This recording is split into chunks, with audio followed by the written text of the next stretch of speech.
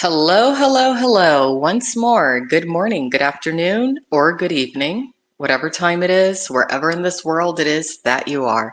Welcome once more to another live stream of Alexandra Mayers Live, page by page reading and commentary of the modern English version of the Bible. I'm feeling really good this early afternoon, morning, whatever time it is, whatever time of day it is that you're listening to me. I feel great today. I've been sleeping incredibly well. Um, Coming out to the area of the country that I decided to come out to for a few months was definitely a good idea, not only for my mental health and my spiritual health, but my physical health. Um, when I wake up in the morning, I tend to drink a cup of juice or some water, use the restroom, and look in the mirror. Some days I look in the mirror and I'm like, all right, I like that woman looking back at me. Some days, not so much. But today, particularly, I felt really good. Part of the reason I've come out to the area of the country that I'm in right now, which would be considered the West Coast, even though I'm not on the coast, is because heredity wise, I'm predisposed to develop something called vitiligo. That is when slowly but surely you lose your pigmentation or your melanin stops activating or initiating. And not many people in my family have it to a major extent, but I have noticed a little bit of that starting to occur on my body. And there's different pharmaceuticals and whatnot that you can take. I am not a pharmaceutical person. Just like I'm someone who's a big proponent against illegal substance abuse, I feel the same thing about legal pharmaceutical overuse or abuse. I'm even to the point to where I feel like I only take Tylenol or ibuprofen if I absolutely have to. But something that does help quite a bit with people who see the very beginning signs of losing their pigmentation has to do with getting additional sunshine, as much sun as you can possibly get. So, where I am right now, close to 365 days out of the year, it is sunny. And as of current, I'd say I'm about 6 to 7 shades darker. And I am so happy about it. And it's funny because, and I've spoken about this on other channels that I have or other platforms, even on this one. Within the African American population, still, and it shouldn't be that way still, but there's so much colorism. And to this day, you still got men and women who are African American, Black, who tell their kids, don't be in the sun too much. You're going to get too dark. Um, Wrong thing to tell your kids. Wrong thing, no matter what ethnicity it is that you are. Like, unless you have some sort of a health condition to where the sun is maybe bad for you, I would say, don't burn yourself, but get that sunshine because it's additional vitamins. It activates things in your body. It makes your mood feel a lot more elevated and better. So, anyway, I was very happy with who I saw in the mirror this morning. Um, for a while, my legs, because I hadn't been in direct sun for such a long time, my legs were a completely different color than the rest of me. Now I'm pretty even. Many of you know that I did have a minor scooter accident recently, but I'm fine and I'm healing up very quickly. And what's great about it is because since I am a little bit darker right now, the bruising doesn't show so much, but it's already pretty much healed up when it comes to the bruising.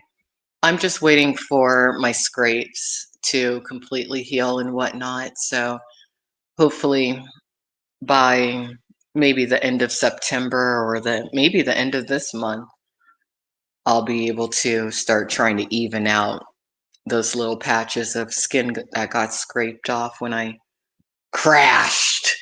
But I kind of think that that e-scooter accident I was in was meant to happen, and I spoke about that before, because not only did it restore a bit of my faith in humanity, specifically men who might be strangers to me, because out of nowhere somebody made a big effort to help me that day, which was amazing because hardly anybody was around in that place where I went. But I kind of think that I needed to just be reminded that God is looking out for me, because that accident could have gone different ways. I could have cracked my skull open, could have broken bones. I could have had no one who helped me in that moment. A lot of things could have happened that didn't happen. So I'm very grateful to God. I'm grateful to Jesus Christ's presence. I'm grateful to my dad being with me that day in spirit and looking out for me, and maybe um, doing a little something from the spiritual realm to lead that very kind person to decide to pull over and help me that day. So overall, just on a personal note, I'm doing pretty good. Pretty good. Um, I've been feeling a call over the past couple of weeks to create awareness when it comes to the mothers of daughters, and to look out for the mothers of daughters a little bit more. My mother is a mother of two daughters. I have quite a few aunts who are mothers of daughters. And, I'm not discounting the fathers of daughters, but I just feel this call to be a bit of a warrior, in a sense, for women who have daughters, especially if they're single moms, because it's hard in this world. You just would think that certain things are getting better. You would think that there would be less predators than what we grew up being warned about. But it seems like there may be more. I don't know. It could just be my perception. I'm not certain. But I've decided that being that I'm not going to play the role of a parent in my lifetime, I'm not going to attempt to biologically have any children. I'm not going to adopt any children. But what I am going to do is something that people have done for me over the years.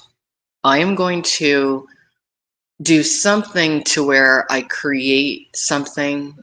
I'm not going to say it's going to be an organization, but it's going to be something to where, and I'm not going to be able to start it until next year, but I do have it in mind. So every month I'm going to formulate my plan, but I'm going to start something to where I think about, okay, what little girls do I know about that might need help in the future? And I think I'm going to select no more than 7 from the various people I know. I do know quite a few single mothers, and I'm going to think to myself, okay, which single moms need the most help? And then what I'm going to do is create some sort of a fund specifically only for the little girls that I select, and only I'm going to have control of this account.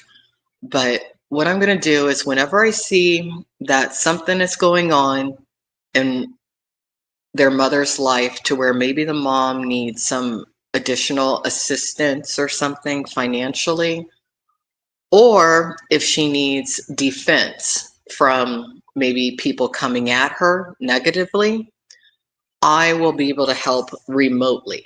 That is going to be something that I set up to do. And I'm going to kind of view myself as an internet godmother for these little girls.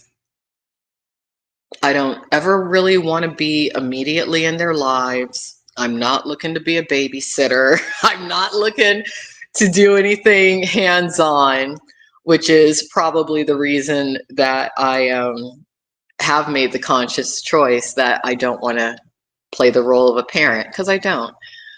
I like my life as it is, but I do want to help some young girls make it into adulthood safely and feeling good about themselves. So that's something I'm going to be working on. I'll keep y'all posted. But again, I'm not going to officially register and create what I'm going to create probably until the beginning of next year. But I will notify the mothers of the little girls that I select. And that way, those moms know that they have a little bit of backup. I'm not looking to replace their MIA or missing in action or absentee baby daddy. No, I'm just going to be like an internet remote godmother who can help on occasion. So anyway, I wanted to start off with those thoughts today because that's how I like to start these live streams at this point. But let's go ahead and get into the book of Judges again, chapter 8. It's titled Zebah and Zalmunna, Z and Z. That's a segment of this chapter. Also, it gets into the death of Gideon. And we're also going to go into chapter 9 today because I feel like doing 2 chapters. Sometimes I do tend to let a few days slip by between these Bible readings and commentary, and it's because I have other stuff going on. I wish I could do this every day. Maybe one day I'll get to that point, but we're not there yet. But I try to, keep a fairly frequent routine of doing this. So here we go. Zebah and Zalmunna. Then the men of Ephraim said to him, "What have you done to us by not calling us to God? Oh, I'm sorry, by not calling us to go and wage war against Midian?" They argued heatedly with him. He said to them, "What have I done now compared to you? Are not the gleanings of the grapes of Ephraim better than the harvest of Abiezer? It was into your hands that God gave the Midianite commanders, Oreb and Zeb. What was I able to do compared to you?" When Gideon said this, their anger against him cooled down. Then Gideon came to the Jordan and crossed over, he and the 300 men who were with him, exhausted but still pursuing. He said to the men of Succoth, "Please give some loaves of bread to the people who are following me, for they are exhausted, and I am pursuing Zebah and Zalmunna, kings of Midian." The officials of Succoth said, "Are the hands of Zebah and Zalmunna already in your hands, that we should give bread to your army?" So Gideon said, "Because of this, when the Lord gives Zebah and Zalmunna into my hands, I will tear your bodies with desert thorns and briars." He went up from there to Peniel and spoke to them in the same way. The men of Peniel answered him, just as the men of Succoth had. So he also said to the men of Peniel, "When I return safely, I will tear down this tower." So in other words, Gideon's letting these people know, look, you might not think I'm big and bad right now, but okay, just wait. Now Zebah and Zalmunna were in Karkor with their armies, about 15,000 survivors. They were all who were left of the army of the Kedemites, for 120,000 arms-bearing men had fallen. Gideon went up on the route of the tent dwellers east of Noba and Jogbeha, and attacked the camp while the army was off guard. Zebah and Zalmunna fled, and Gideon chased after them. He captured Zebah and Zalmunna, the two kings of Midian, and the entire army was terrified. Gideon, son of Joash, returned from battle by the pass of Heres. He captured a young man from among the men of Succoth and asked him to write the names of the leaders and elders of Succoth, 77 men. Then he came to the men of Succoth and said, "Behold, Zebah and Zalmunna, about whom you taunted me. You said, 'Have you subjugated Zebah and Zalmunna that we should give bread to your weary army?'" He took the city elders and disciplined the men of Succoth with thorns and briars of the wilderness. He tore down the tower of Peniel and killed the men of the city. Then he said to Zebah and Zalmunna, "What kind of men did you kill at Tabor?" They said, "They were like you. Each one looked like the son of a king." He said, "They were my brothers, the sons of my mother, as the Lord lives. If you had allowed them to live, I would not kill you." Gideon said to his firstborn, Jether, "Rise and kill them." Yet the young man did not draw his sword because he was afraid, for he was still a young man. Then Zebah and Zalmunna said, "You get up and attack us, for a man is judged by his strength." So Gideon got up and killed Zebah and Zalmunna and took the crescent-shaped ornaments that were on the necks of their camels. What I think is interesting about that particular portion of Judges chapter 8 is when it said that these two kings, Zebah and Zalmunna, said to Gideon, "They were like you, each one looked like the son of a king." That kind of tells you that at that time there was a genetic difference that manifested aesthetically between the people who were considered royalty or leaders at that time and the people who were not. And I do wonder if that had to do with a lot of the people who were royalty or considered kings at that time being the descendants of the lineage of Moses, perhaps. Anyway, let's continue. Gideon's ephod. Then the men of Israel said to Gideon, "Rule over us, you and your son and your grandson, for you have saved us from the hands of Midian." Gideon said to them, "I will not rule over you, and my son will not rule over you. The Lord will rule over you." Gideon continued, "I have a request to make of you, that each man would give me an earring from his spoils, an earring from his spoils." Their enemy had golden earrings because they were Ishmaelites. Oh, so I pronounced it right, earring. I was thinking that they were referring to something else outside of jewelry. No, they're talking about actual earrings. Okay. They said, "We will certainly give them." So they spread out a cloak. Each man threw a ring of his spoils there. The weight of the golden earrings that he requested was 1,700 shekels of gold.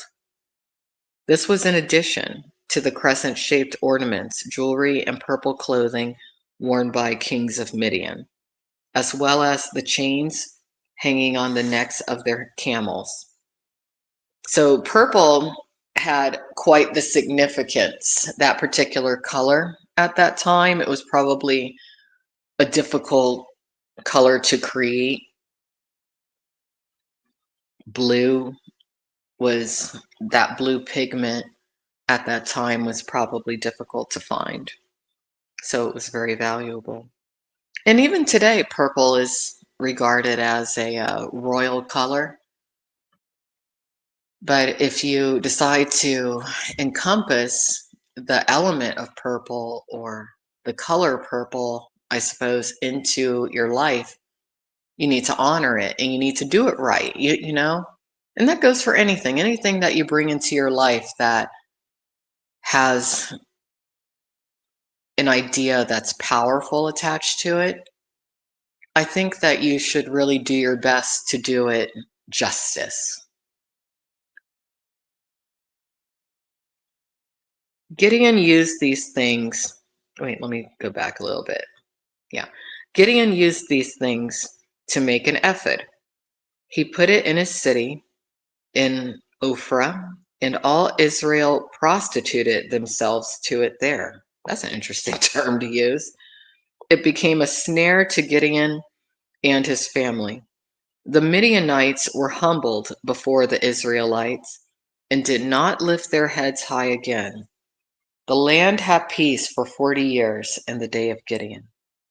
There's that number again, 40. 40 is a very significant number in the Bible. The death of Gideon. Jerubbaal, son of Joash, went to his house and lived there. Gideon had 70 sons, for he had many wives. His concubine, who lived in Shechem, also bore him a son, and he named him Abimelech, Abimelech, Abimelech. And that's interesting. It was common back then for men to have multiple wives, and then on top of that, concubines. Then on top of that, slaves, and they often had children with quite a few of those people who were female who fit into those categories. Gideon, son of Joash, died at a good old age, and he was buried in the tomb of his father, Joash, in Ophrah of the Abizarites. After Gideon died, the Israelites turned again to prostitute themselves with the Baals. They made Baal-berith their god. Well, see, that was not a good idea. And this is what keeps getting the Israelites in trouble. Even though they consistently, for generations, have witnessed miracle after miracle after miracle after miracle, for some reason, they don't want to stick with the Christian God, or at that time, what would have been the Judaic God, which is strange. The Israelites did not remember the Lord their God, who had delivered them from the land, from the hands of their enemies around them, and they did not keep faith with the family of Jerubbaal, that is Gideon, for all the good he had done for Israel. Yeah, that's disappointing. They made this Baal-berith their god. And see, Baal, that is the god that was all about child sacrifice. And you still got people today who are about Baal, and it's spelled Baal. And people need to stop that mess because it never works out. All right, we're going to go into Judges 9 now. Abimelech, son of Jerubbaal, went to Shechem to his mother's brothers. Okay, so just to review, Abimelech is the son of the concubine. So I can see, what I'm going to say is controversial, but I'm going to say it. I don't think for the most part, especially nowadays, being that there's so many people on this planet, people should really go into polygamous relationships. I don't think so, because I think that there's enough people for the most part, people to remain monogamous. But I do think polygamy is okay, maybe when there's not enough people. And maybe when there's not enough people that are, namely, not enough men for women to have children with, to where the men are good men. We're kind of, in a weird way, re-entering those times right now, to where a lot of really good women are having a very difficult time finding good men to create families with. Should such women be open to polygamous relationships? I don't know. I don't have the answer for that. But I think if such a relationship can be managed morally, ethically, to where the women get along with each other, things still do stay within that small polygamous circle, maybe, because in this case, Gideon, he had a child with his concubine, right? And it's kind of a good thing maybe he did, because his other kids were engaging in activity, worshiping another god that he was not down with. So who did he have left to really carry on his work? The son of the concubine. And a lot of people are like, oh, the concubine, she was so horrible. Was she really? Probably not. She probably had more freedom being the concubine than being officially a wife. And in those times, sometimes due to societal rules, a man couldn't marry the woman that he really wanted to be with. So concubine, having that title put upon the woman that he wanted to be with, was the only way. So it's complex. Anyway, let's keep going. Judges 9. Abimelech. Abimelech, son of Jerubbaal, went to Shechem to his mother's brothers. He spoke to them and to the house of his mother's father, saying, please say in the hearing of all the leaders of Shechem, which is better for you, to have all 70 sons of Jerubbaal rule over you, or for one man to rule over you? Remember that I am your own flesh and bone. So his mother's brothers spoke all these things about him in the hearing of all the leaders of Shechem, and their hearts inclined toward Abimelech, for they said, he is our brother. They gave him 70 silver coins from the temple of Baal-berith. Abimelech hired unprincipled and undisciplined men, and they followed him. He went to his father's house at Ophrah and killed his brothers, the 70 sons of Jerubbaal, on a single stone. Yet Jotham, the youngest son of Jerubbaal, survived because he hid himself. All the leaders of Shechem and everyone from Beth Millo gathered together by the oak near the pillar in Shechem to make Abimelech king. So was Abimelech doing the right thing here, though? I'm not sure. I did not pre-read this. I'm just kind of giving my commentary as we go. When Jotham heard this, he went and stood on the top of Mount Gerizim.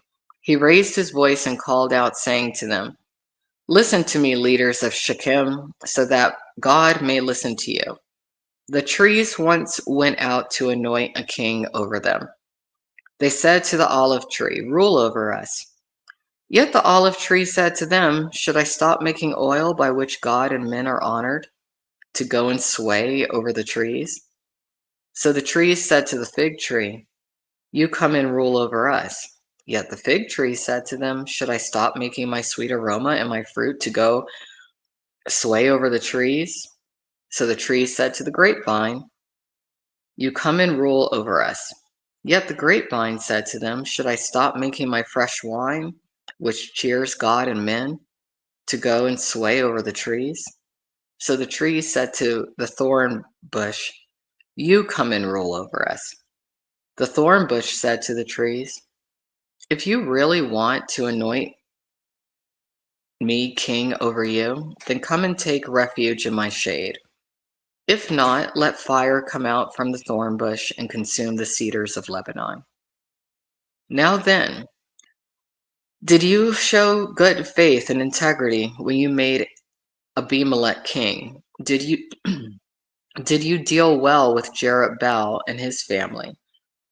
Did you do him as his actions deserved, considering that my father waged war for you, risked his life for you, and delivered you from the hands of the Midian? Yet you have taken a stand against my father's family today. You killed his 70 sons, each on a single stone. You made Abimelech, son of his slave woman, king over the leaders of Shechem, because he is your brother. So here we are. Now they're calling the concubine, instead of a concubine, a slave woman. He's diminishing her. So I wonder what's going to happen from here. So if you did show good faith and integrity in what you did with Jerubbaal and his family today, then rejoice in Abimelech, and may he also rejoice in you. If not, let fire come out from Abimelech and consume the leaders of Shechem and Beth Millo.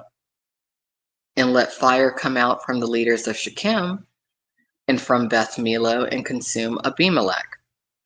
Then Jotham ran away and fled.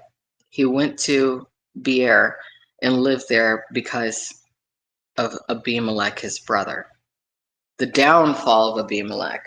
So I kind of sympathize with Abimelech in a way, because I think he felt like he was doing the right thing, but I think he probably had a lot of internalized resentment of how he was viewed by the children of the women who were viewed as more legitimate, who were the wives of his dad, whereas his mother was looked down upon. Sometimes when you go through hard adversity like that coming up, it does make you angry, and it makes you want to get revenge.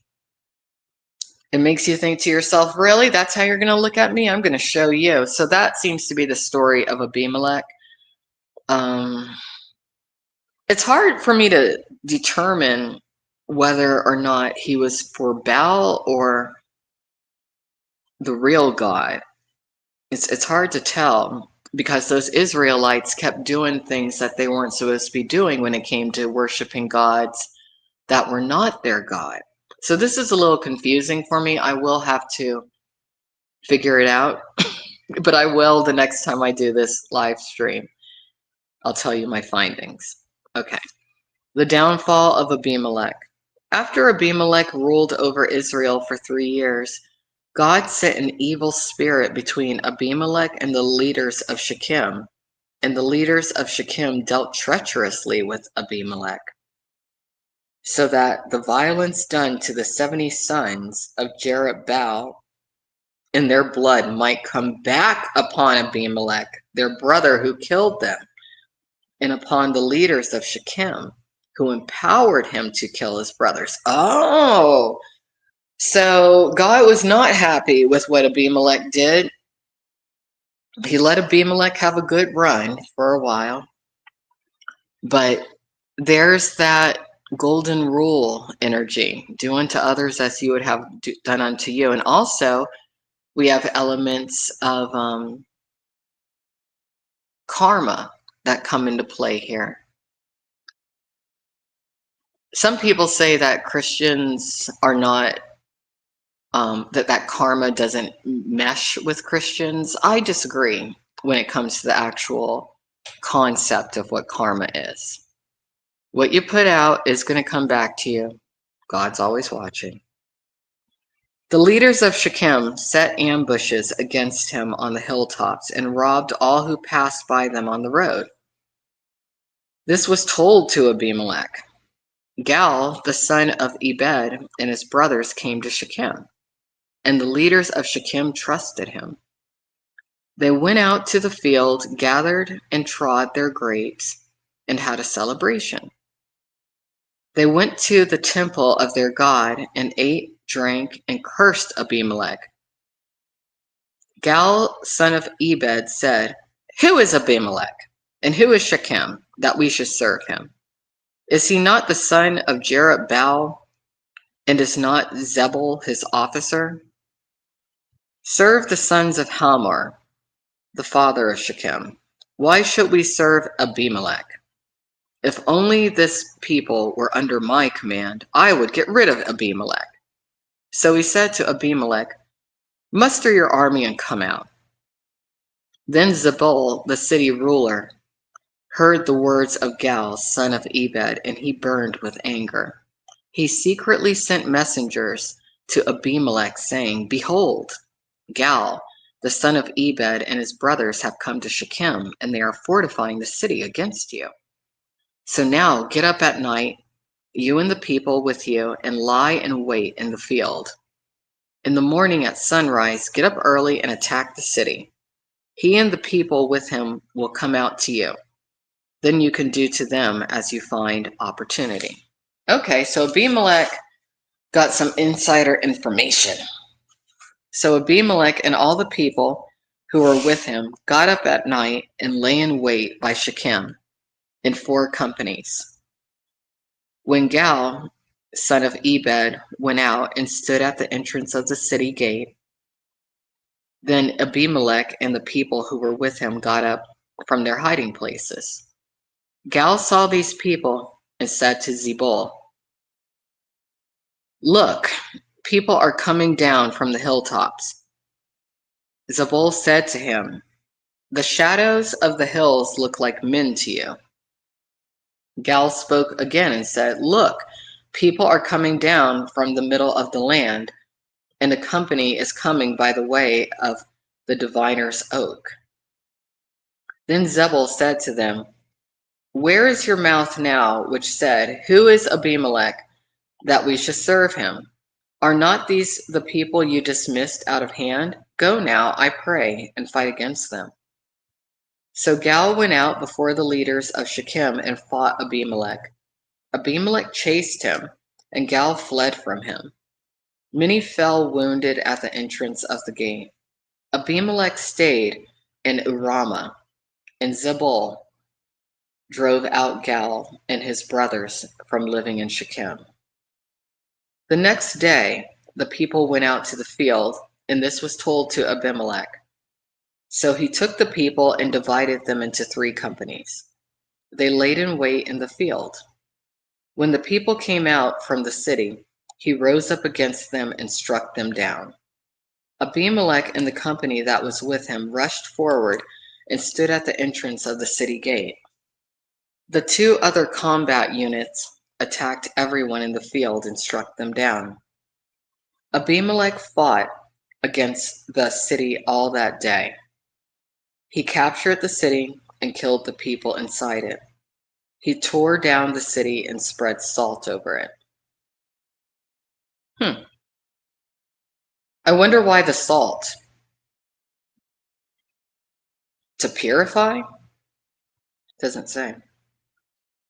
When the leaders of the tower of Shechem heard this, they entered the fortified temple of El-Berith. Abimelech was told that all the leaders of the towers of Shechem had gathered together. So Abimelech and all the people who were with him went up Mount Zalmon. He took an axe in his hand and cut off a tree branch, lifted it, and carried it on his shoulder. Then he said to the men who were with him, what you have seen me do, hurry and do the same. So everyone likewise cut off a branch and followed Abimelech. They placed them on the fortification and set the fortification on fire over them. So all the people of the tower of Shechem died, about 1,000 men and women. Then Abimelech went to Thebes and encamped against Thebes and captured it. But there was a fortified tower within the city. So all the men and women and the leaders of the city fled there.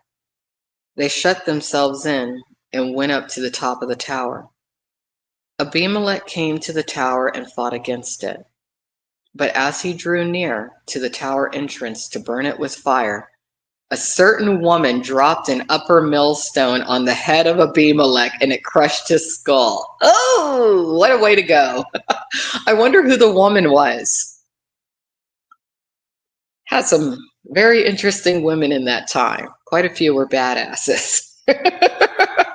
But But why not? The men in that time, there was a level of misogyny, of course, and there probably were not a lot of women who participated in the fighting during wars, which is probably why the polygamous route had to come into play, because all these wars killed off a lot of the guys, so you end up with a huge population of women and not many men,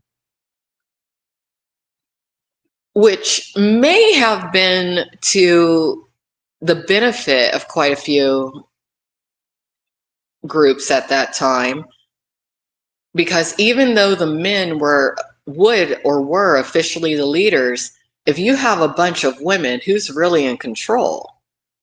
The women.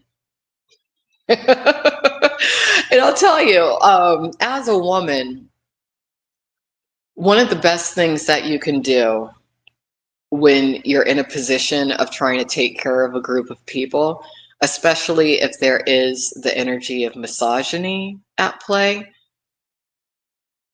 if you're a strong woman, or if it's a group of strong women, choose your champion. That's a male. That's what you do.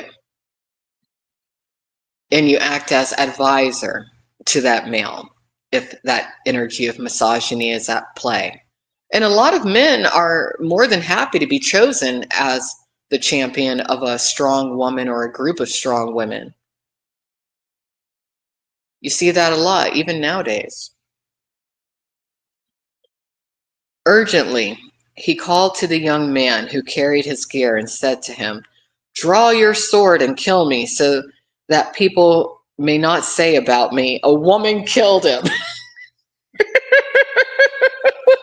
So he didn't mind going out, but he wanted to go out with his own narrative. Oh, that's interesting. That's a level of narcissism that Abimelech embodied, actually. Wow. This is an interesting Bible story. I like this one. So the young man pierced him through and he died. Then the men of Israel saw that Abimelech was dead, so everyone went home. Thus God repaid the wickedness of Abimelech, which he committed against his father by killing his 70 brothers. God also repaid the evil deeds of the men of Shechem, and the curse of Jotham, son of Jerubbaal, came upon them. So from my perspective, Judges 8 was a little bit confusing. I'm going to have to reread it on my own to really figure out what exactly Abimelech was doing, because it seems to me that Abimelech was trying to draw people away from not worshiping the correct God. But he was a bit of a narcissist, and he was angry probably that he was always looked down upon because his mother was not a wife of Gideon. She was a concubine who was later labeled a slave. So this is interesting to me. I'm actually going to look back at it while I'm on here, because I am a little bit confused by it. Judges 8. Let me just see. See, here it is.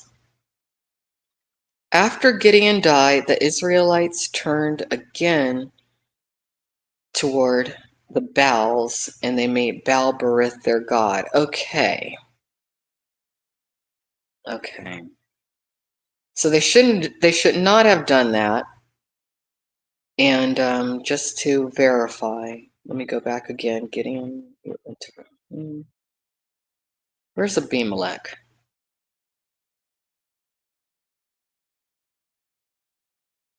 Where do they talk about him again? I'm just going through this.